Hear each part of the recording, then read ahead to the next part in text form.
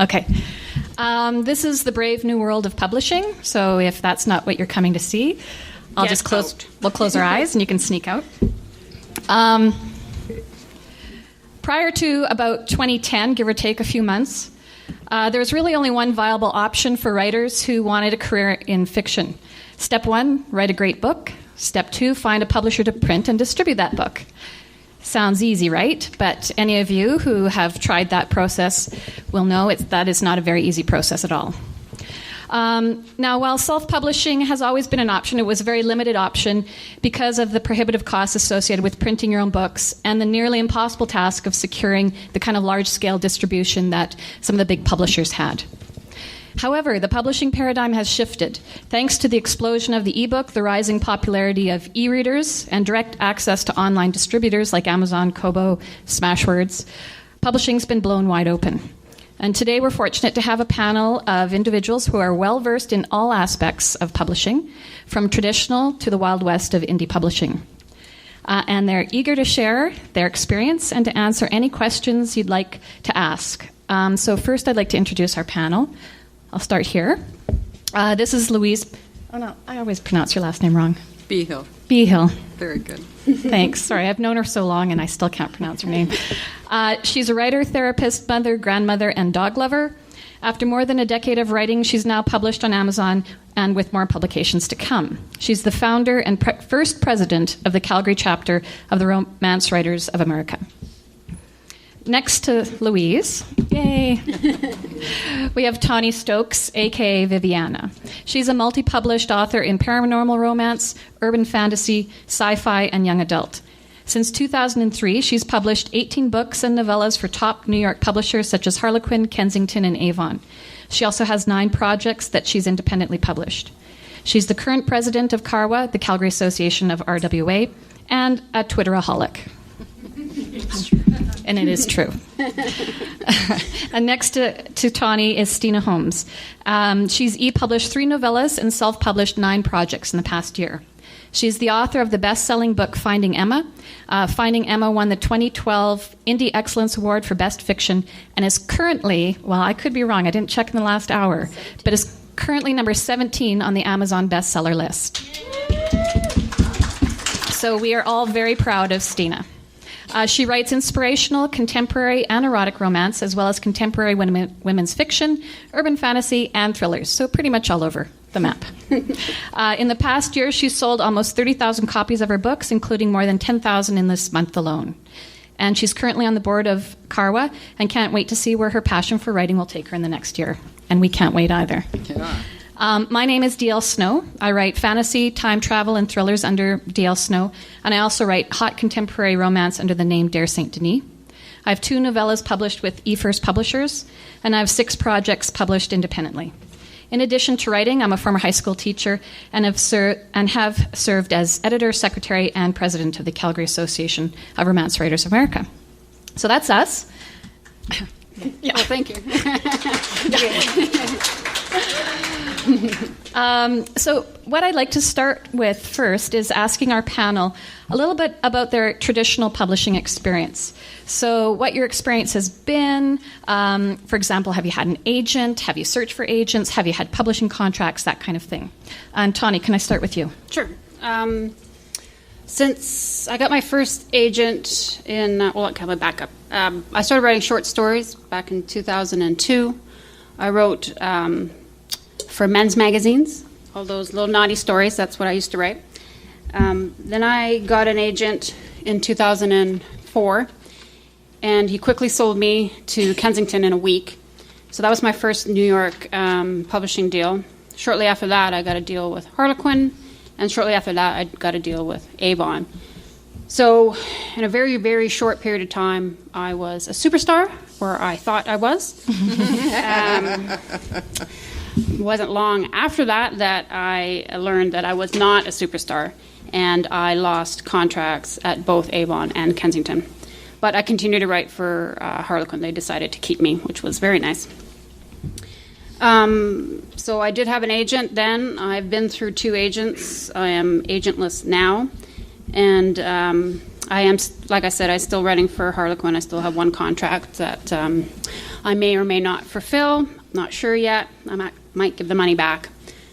Long story. But I've been making more money self-publishing, so that might be what happens. So that's my experience, traditional publishing, from now. Can I just ask you a question about that? When you say lost contract, why did that happen? For Kensington, I was one of their lead authors for their new line, which was called the Aphrodisia line. It was when New York was insane for erotic books. This is the second erotic charge now with 50 Shades of Grey, but back in 2005, after New York had seen the e-publishing explosion with erotic romance, especially with e-books, they decided every single publisher decided to open an erotic line. So I was one of the lead authors for Kensington, but I don't think they should have bought my book. It was a erotic sci-fi, very Mad Max, and it had no romance, and they were marketing to me to a romance market. So my book tanked, absolutely tanked. I think I sold maybe 6,000 copies, which is awful. And I had a second book come out, and it did worse. So I had another contract. They were going to sign me, and I got the phone call that said, sorry, we're dropping you. Your sales aren't good enough. Makes sense. They're not making any money on me. Of course they're not going to give me another contract. And the same thing with Avon. Erotic romance, it was their Avon Red line. We had I was with 6 other publisher girls that we had done an anthology together. They're selling great now, but at the time they weren't selling that well. So again, we got the phone call and no more. So that's what happened. Great. Louise or Steena, do you have anything to add to your experience with traditional publishing? No, I've never been traditionally published. Okay. Me neither. Okay, but how about your going for querying, submissions, that kind of thing? I got this brainwave to write a book in, I think it was 19 blah, blah, blah, something way back when. And so I wrote it. I didn't have the foggiest idea about anything because I thought creative people like you guys were all crazy. There was accounting to do. There was work to be done. I had kids. I had a life. Thank you very much. I was busy. And so I put it under the bed, and then I thought, well, that's kind of silly. You should at least send it off to somewhere. So I sent it off to New York, and it came back very quickly, as it should have. But then I kind of I was in New York on business, and as I was driving around in Manhattan in the back of a yellow cab, it dawned on me my name was in a database somewhere there. And I thought, oh, wouldn't it be nice if your name was at the top of that database instead of loser at the bottom, right? And so I came back and got busy and found the Alberta Romance Writers Association, joined them, started to learn the craft, started to figure out what I wanted to write. And I actually got close a couple of times. I had an editor at Harlequin that really liked my work. They have a one submission at a time rule, and she waived the rule for me and said, just send me everything you've got and we'll go through it, we'll talk about it. And we were talking about what needed to happen to book 1 of the 3 she had. And be damned if that woman, lovely, lovely lady, didn't take a different job. And there sat my 3 books. And so in the meantime, while all this was going on, I founded the CaRWA Romance Writers Association. And the editor who took over from that lovely, lovely lady sent me a letter. And she rejected 3 books in 4 sentences and said, by the way, please don't ever submit more than 1 at a time again. And I went, oh, gee, guess that opportunity died. And truthfully, from there, I wrote a little bit more, but I lost heart. I'd tried and tried and tried. I'd done everything I could. I had come close on contests. I had come close with agent submissions. People were interested, but I could never seem to jump the line from unpublished to published. And I was busy with CaRWA. We were really dynamic and doing lots of things, and I've got a full-time job, and I'm single, and I've got a life. And writing sort of fell away. And then the people at CaRWA started a consortium of a series of books, and I was asked if I wanted to participate. Because the one thing I did right in all of this was I kept my membership in RWA and CaRWA. it's pretty hard to walk away when you found the group, and so I figured if nothing else, I'll just hang around because I'm nosy. Like, what the hell are you guys doing now, And so that brought me back into writing, and that brought me back into activity. So I've got a story in an anthology up right now on Amazon. I've got a single title that's up on Amazon right now, and another one that will be up God willing, by the end of the month. That's been the story that never got posted because it just seems to keep going through rounds of edits. I'm not making enough to retire. I'm almost making enough for a car payment. Not quite, but I'm getting there. But you know what? It's been a wonderful ride, and it's so incredible to have something that I wrote up available for people to buy. Good, bad, or indifferent. That's been just an excitement that I can't begin to explain. So that's it. So, Steena, do you want to talk to us a little bit about your decision to self-publish and what you think the advantages are? Okay, well, I started off, I wrote a book in 6 months, and I submitted it to a contest. Sorry. And I won the contest, my first time ever writing. I didn't even send it to edits. I never edited it. I didn't know I had to edit it. This was quite a while ago.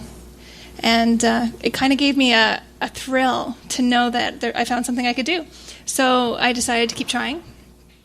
And wrote a book, wrote another one, sent it off to agents, got the rejections, got the revision requests.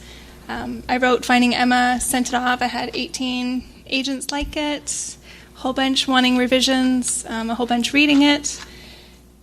I have a great mentor and a coach who told me to stop fooling around and wanted to try self-publishing. I decided to do e-publishing first because I didn't really believe in myself. I wasn't confident in who I was as a writer first, so I tried my hand at some erotic romance, sold it to e-publishers. I have 3 e-pubs out there now with erotic romance. And then I got a kick in the butt from my said coach again. And she said, when are you going to try self-publishing? I'm doing it. You should do it. So I did it. And I'm glad I did.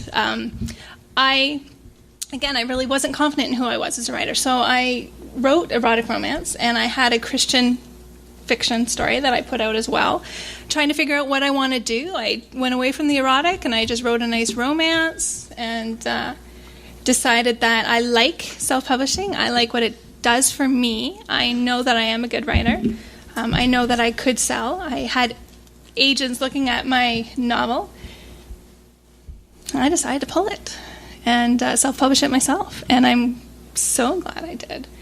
The benefits, I quit my full-time job. I can write full-time. I bring home more money than I did self-publishing or working full-time. I bring home, on a normal month, double what I was making full-time. This month is just amazing, and it's off the wall. Yeah, that's a big one. Thinking about this month. Tawny, do you want to talk about how it compares, how the indie publishing compares to traditional publishing? So the steps, or No, just how the experience, in terms, you've done both. Oh, so how okay. did the experience compare? Both experiences are they have negatives and positives. Traditional publishing, of course, gives you that validation that you are a good writer. Someone said you are a good writer. They've taken a chance on you, put money on you. So that is a huge ego boost, which is nice. Of course, they sometimes will give you promotion, marketing, shelf space in bookstores. I mean, who doesn't want to go into a bookstore and see their book on the shelf? That's huge. That's to see that, hey, I created that. That's my baby. That's exciting. Having an editor to work with, sometimes that's just the reward itself. To find somebody that you gel with, that can really push you and mold you into a much better writer. So that's that advantage. The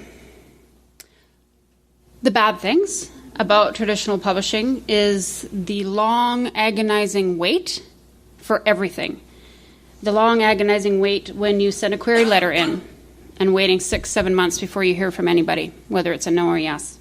Then once you get bought, it is a long, agonizing wait to get paid.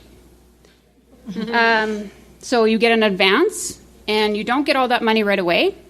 That is usually split up into 3. You get a third on signing the contract, a third on sending in the manuscript, and a third on publication. So even though you may get a $20,000 advance on one book, you will not get that $20,000. It will be spread over at least minimum of 2 years.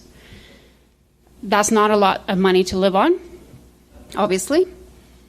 So that is a hard part of traditional publishing, is the money and the waiting for, you sign a contract and your book's not going to come out for another 16 months. In my experience at Harlequin, I had a series that was, categories in Harlequin. I don't know if anybody reads them, but they should come out. They get every month. There's a whole bunch that come out. If you have a series, they should come out consecutively or within a close period of time. My 4th book in my series didn't come out till like 24 months after the 3rd book. Well, by then I'd lost my readership.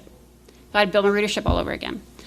So you lose momentum. If there's scheduling problems, that stuff's all out of your control. I think the whole thing about traditional publishing, you have no control over any of it. Not over covers, not over anything. Okay, the editors, the publisher, they have say. You don't like a cover? Too bad. I've had that happen to me twice. I've had my name spelt wrong on a cover, and it still went out. So these are some of the things that can happen in traditional publishing. If you get a good publisher and they love you, then it's awesome. Then you will be treated brilliantly until you don't sell anymore.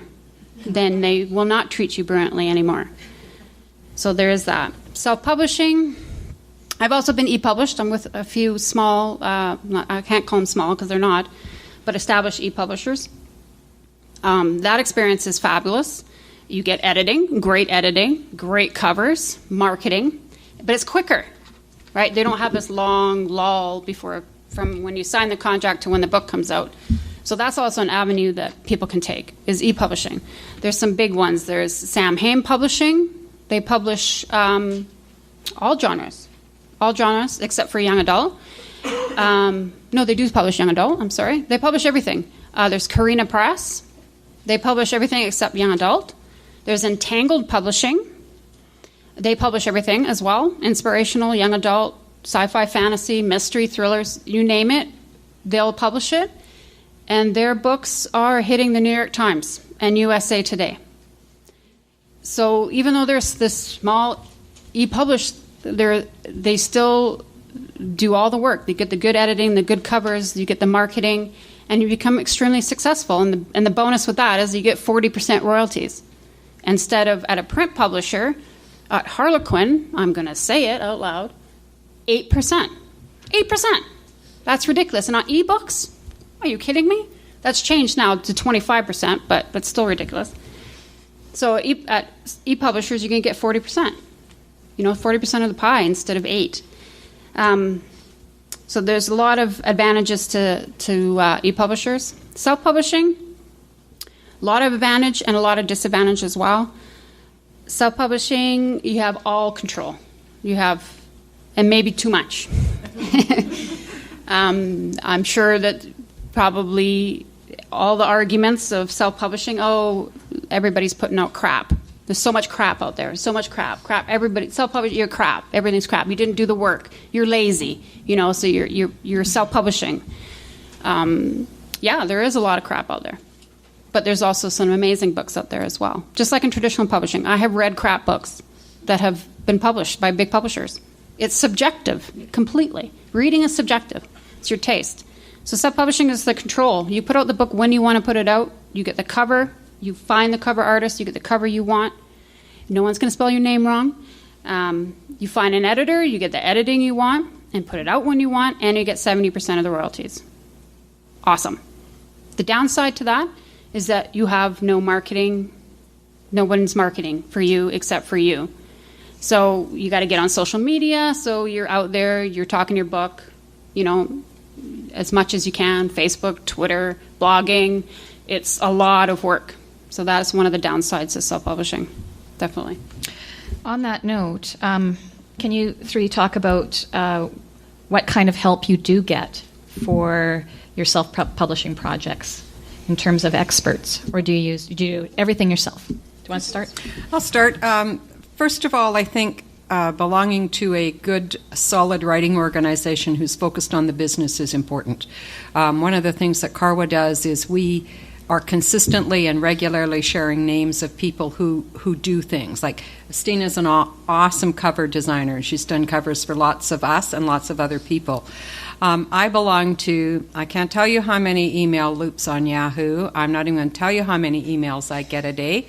But most of those loops maintain a database or a file of names and contact information. So when I got my first book nearly finished, I went out and I looked at some of those names, and I looked for cover artists. And I looked at the work they'd done, I looked at their websites, and I checked. And I talked to them. I sent them an email. This is my first book. This is what it's about. This is kind of what I'm looking for. What do you think? How much do you charge? How does it look? And I got to tell you, I got replies of $50 a book to $1,000 a book. And I'm thinking, well, 1,000's a bit out of my range. 50 seems a little low.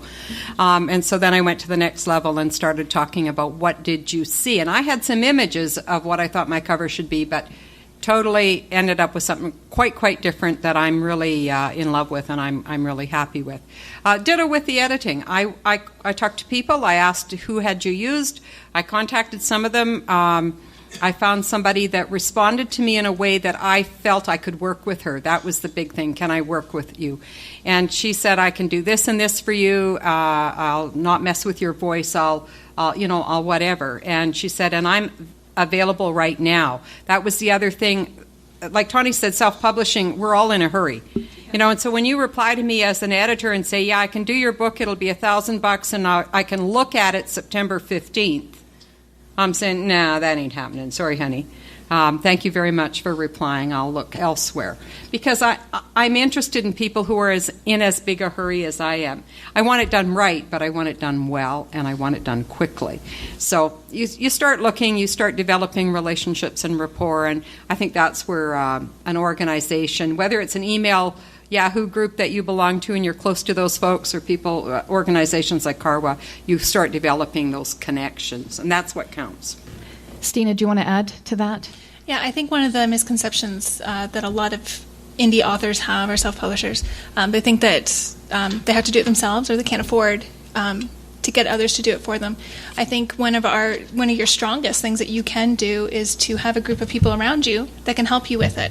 So if you know how to do cover design, go for it, do it. Take a look at some of the great covers that are out there and find out why they're selling the way they are, and then try and mimic that with the feel that you want with your book. But we can self-edit our own books, absolutely. Sometimes other people do a better job than we do, right? So if you want to put a good quality product out there that people are going to enjoy and they're going to recommend, and it's going to help you marketing-wise later on, then you need to make sure that you put the time and effort, and you're going to have to put money into it. You're going to have to realize that. It doesn't have to be thousands of dollars. You can... I think my first one, I worked with an editor, and she was too expensive for me, but we were able to... I could do a cover for her, she could do editing for me, right? So you can, if you have a skill that someone else needs, maybe you can try and arrange that as well. But I think that our greatest weakness is thinking that we have to do it all on our own, because really, those crap books out there show that we can't. Just one thing, if any of you have got kids 12, 14 or up, or those mutant genes that work in the IT world, they can do all the uploading and formatting and all that stuff much easier than you can, I promise you. How have you managed the marketing aspect? So you talked about traditional publishers doing some of that, although my own thought is that they're doing less and less. And I have my own experience with 2 e-publishers, and one did almost nothing and one did a lot more. So how are you handling your marketing? how do you get your book out there if self-publishing is something that people want to try to do? Steena, why don't you start talking about it? You go where the readers are. So Goodreads, I find, is a fabulous venue. When I went to put Finding Emma out, after 9 times of trying to figure it out, I think with Finding Emma, I did the right things. So I did a soft release 2 weeks before I made it known. I got reviews. I put it out on Goodreads, and I used them to my advantage. So I found readers who liked the genre of my book. I became part of groups that they have, and I not promoting me, but getting people to, like, not promoting my books, but getting people to know me so that they'd like me enough that they'd want to read my books. Same with on Twitter and Facebook. You can only say buy me so much, that you have to kind of get more creative. So start relationships, start talking with people, get invested in other people's books, and they might just do the same for you. If you show them that you're willing to help them, then they'll do the same for you. There's blog tours you can do. Finding people, readers who like your genre, I think is crucial.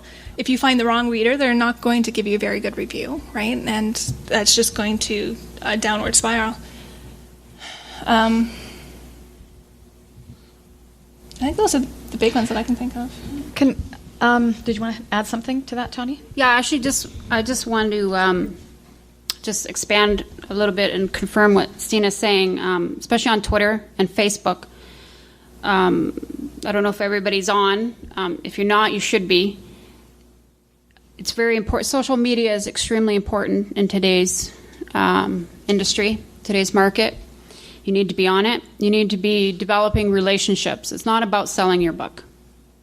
If you're on there selling your book, you're wasting your time. It's just white noise. You need to be developing relationships with readers, relationships with other writers, relationships. You can make relationships with agents and editors on Twitter and Facebook as well. They're on there, and they're talking, and they're saying what they're looking for and how to send to them. So if you need to be on those, things if in any avenue that you decide to take, whether it's traditional publishing, e-publishing, self-publishing. Goodreads too. There's others. There's Library Thing. There's Shelfari, which is actually Amazon owns it. So that's an important one. I don't think of what else. Ads and stuff, paying for ads is a complete waste of time and money, in my opinion. I don't know if anybody's have you ever bought a book from an ad in a newspaper? I don't know. I haven't. I usually buy from word of mouth, reviews. So those are very, very important, getting reviews for your books ahead of time before you release. Even if you're traditionally published, getting that book out, getting ARCs out there. Talking to people, talking to other writers. If you get blurbs from other writers, that can be a powerful thing too. So Louise started a very successful blog this year. Do you want to talk a little bit about that and whether it's helped, whether you believe it's helped in terms of sales or... So I came to blogging last fall kicking and screaming and totally unwilling to do that. Who cares what I do with my day? Nobody. Not even my children give a darn about what I had for breakfast. Thank you. And so I kind of messed around with it for a while, trying to find a place that I fit with blogging. And most of the readers are in the United States, and truthfully, you don't get a lot of reading when you're writing about Calgary. They just don't care. And that's true for all of us, right? It's out of our frame of reference. So anyway, so then the beginning of the year, I'm a therapist in another lifetime, in another career. So I started to write about some of the stuff I've learned doing that work, about people, about family dynamics. And all of a sudden, the darn thing took off, and I quintupled my readership in about 60 days. And I mean, I'm still a little teeny blog, let's be really clear about that, but it's been very successful. What's interesting to me is I can really watch, if I get lots of hits on my blog, I'll usually have some sales, an increase in sales. Not many, but I can usually track them that day, the next day. I always have a picture of my latest release or all of my books on my blog so people can see it, they can click on it, they can go and read it on Amazon. The only other thing I would add to all of this is I think it's really critical that you pace yourself. So I went from 0 last fall to 3,000 followers on Twitter right now. I get people every day that follow me. I have no idea why. I don't post very much there. I'm not very active, and I don't like people that much. So, don't follow me. Leave me alone, right? I'm only there because somebody told me I had to be. They're on Facebook. I've got an author's page, and it's up there, and I never go there. I never look. Why would anybody else? I'm sorry. I'm just not very friendly. But I tried to do that. I was doing Twitter. I was blogging. I'm in all these groups, talking to all these people I'm getting to know. And I got to tell you, after 8 months, I burned out completely. I haven't done a thing for a month, right? I'm finally starting to get back into editing this second book, and I actually wrote 3 new pages last night on book 3 in this series, Yahoo and yay, because I haven't been able to even stomach looking at the damn thing, right? Because I'm just burned. I'm just exhausted. So figure out what works for you. You cannot do it all. I work full-time. I have a part-time therapy practice, and I'm trying to be a writer. So the idea that I'm going to read 300 emails a day, and I'm going to tweet, and I'm going to Facebook, and I'm going to go on Goodreads, and I'm going to blog, and I'm going to... if you're a successful blogger, you get 30 or 40 comments on a post, which means you got to answer all those comments, and then if you're half decent, you're going to go to their blogs and follow them, which means you got to read those blogs and leave comments. Do you see the spiral I got caught into? Not so, right? Now, I got to tell you, to be honest, moderation is a rumor to me. Okay? I'm not good at moderation. So if you don't have that problem, you don't have to worry about burning out. But I tried to do it all. Didn't work. Sorry. So pace yourself and pay attention to your, play to your strengths and and be aware of your weaknesses so you don't burn out. Good point. Just one point on that. You don't have to blog. And No. you don't have to have a blog. No. I have a website. I tried blogging, and I am maybe once a week, maybe once every 2 weeks, maybe once a month. I'm not a blogger.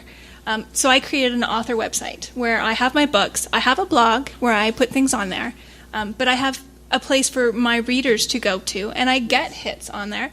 And those hits are for my books, not really my blog. Once in a while they will be. I put recipes on there, and I get lots of hit on those, on my chocolate ones. But you don't have to. If you're not a blogger, and if the thought of doing that, of thinking that you have to do that for marketing, you don't. If you can just have a one-page website, right, that has you on there marketing yourself so that readers have a place to go to. That's all you need. Yeah, agreed. And I think some of the best advice I ever heard about blogging was, if you are going to blog, make sure it's something you're really passionate about or something you really like, because then the blog entries are really easy, because it's just coming from your heart, and that's when you start getting people commenting. They can tell when it's really heartfelt or whether it's something you're passionate about. But you do have to keep it up, right? If you want readership, if you want it to be effective, you have to keep it up. So you have to make those decisions.